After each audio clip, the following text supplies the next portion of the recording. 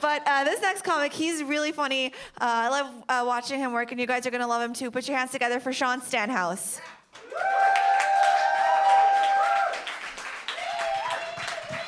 Yeah, we're friends. Jealous? No, clearly not.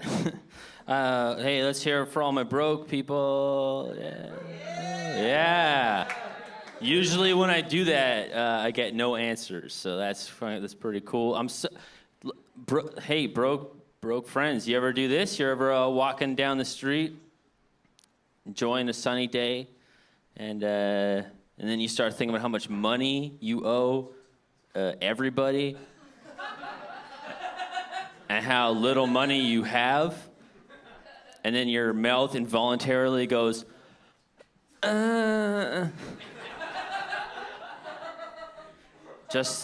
Just me? That's all right. That's fine. I'm so broke. I went to a wedding in New York City, and I met a girl there, and I found out that her family were billionaires, and I don't remember anything else about her because all I could think was like, oh man, her family would pay so much to get her back.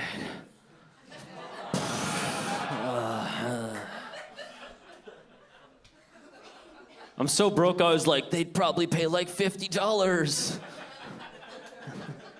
That would solve everything.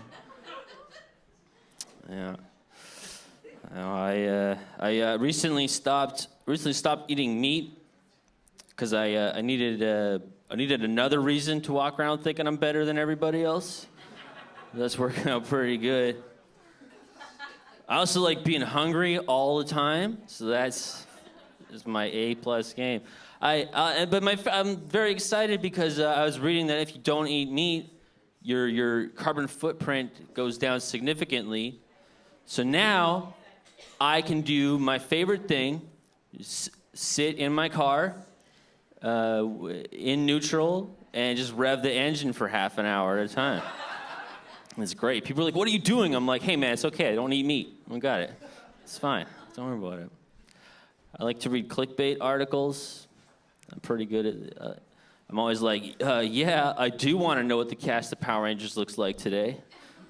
That's pretty good.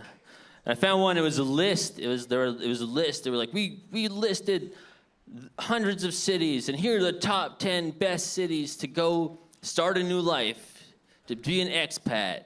And they were all European, maybe some Australian. And then they give you number one, and then they're like, oh wait, here's a little fun little bonus for you. We're gonna give you the last place city on our list, coming in at 230.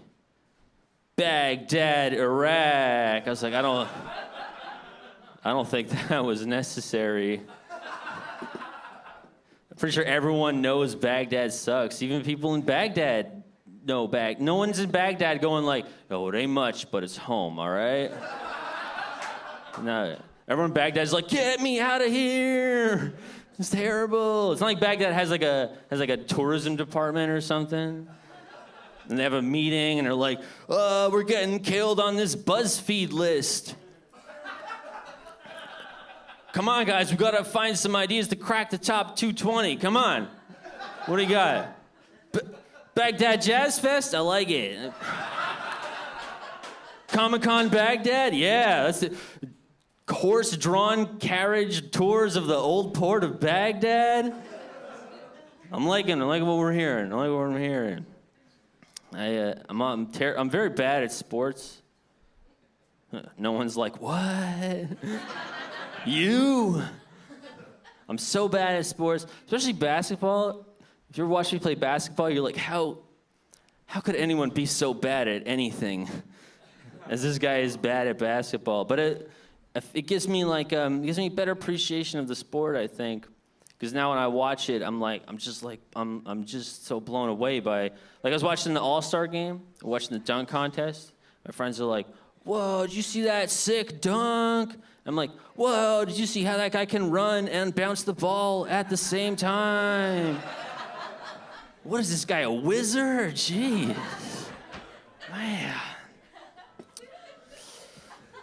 I've been thinking about racism a lot, and I've decided that it's bad. Thank you. Took a long time to get there. In a moment, it became very clear to me. I was listening to a song by Stevie Wonder, and it's called "For the City." And in the song, Stevie gets arrested by a racist cop, and it got me thinking that someone had to explain racism to Stevie Wonder, because he can't be like,